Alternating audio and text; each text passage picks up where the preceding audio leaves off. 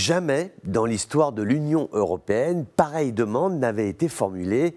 12 pays réclament des fonds pour construire des murs, des barrières à leurs frontières et ainsi empêcher les migrants de pénétrer l'espace Schengen. 12 pays signataires d'une même lettre, une initiative concertée, coordonnée, révélatrice à bien des égards du changement de ton. Cela fait plusieurs années que nous observons une poussée de la droite dure, nationaliste, une accélération se produit actuellement.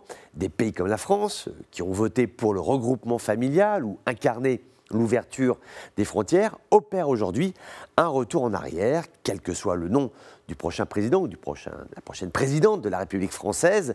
Le fait que le thème majeur de la campagne soit la migration et l'acceptation des populations étrangères sur le territoire national français, cela risque de laisser des traces. Nous assistons à une droitisation de l'offre politique. En Europe, la parole se libère. Quand le président Macron dit que l'Empire ottoman relevait du fait colonial, le simple fait de dire les choses si clairement, de façon si percutante, il y a 5 ans par exemple, cela aurait été impensable. Et notez que les autorités d'Ankara s'en sont émues, et notez que les autorités françaises n'ont même pas répondu ou cherché à apaiser le propos présidentiel. Tel est l'avis du chef d'État français, point à la ligne.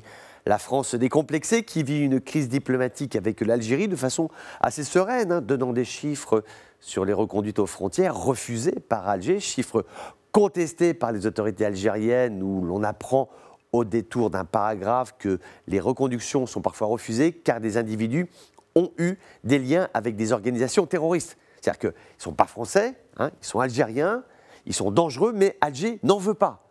Ou alors, qu'est-ce qu'on fait d'eux? Et là, Alger ne dit rien, Alger ne répond pas, parce que Alger, en fait, n'a rien à dire, Alger n'assume pas ses responsabilités, tout simplement. Et il y a un point sur lequel il faudra faire attention et qui pourrait monter dans les prochaines semaines, les prochains jours, c'est celui des Algériens qui fuient leur pays en bateau. Et comme par hasard, depuis 3 semaines. Les chiffres augmentent. 2200 Algériens ont traversé la Méditerranée clandestinement. Alors, pour l'instant, rien n'est prouvé.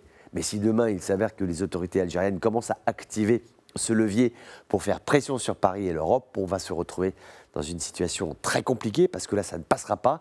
Déjà, c'est compliqué. Mais alors, si en plus, nous avons un régime qui joue les pompiers pyromanes avec ce qui se trame en France, les élections, le durcissement du discours, ce serait là, pour le coup, quelque chose, un comportement qui serait totalement irresponsable.